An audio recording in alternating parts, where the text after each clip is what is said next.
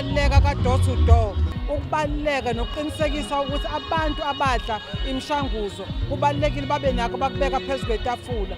ITheku lihlasele kakhulu lolu bhubhane lwe-TB ngoba wonke umuntu ufisa ukuzohlala eThekwini. Ngakho ke siyazisa kakhulu abantu bakithi bayidle imishanguzo ngoba i-TB iyalapheka. Here today, we're here for TB and HIV and AIDS. So what we have been doing since 2004 is partnering with the government of South Africa, including the eThekwini Municipality Health Services, to end the HIV and AIDS scourge and its sister, tuberculosis. Asisukumeni silwisane nalesifo. We should not allow to be defeated by TB.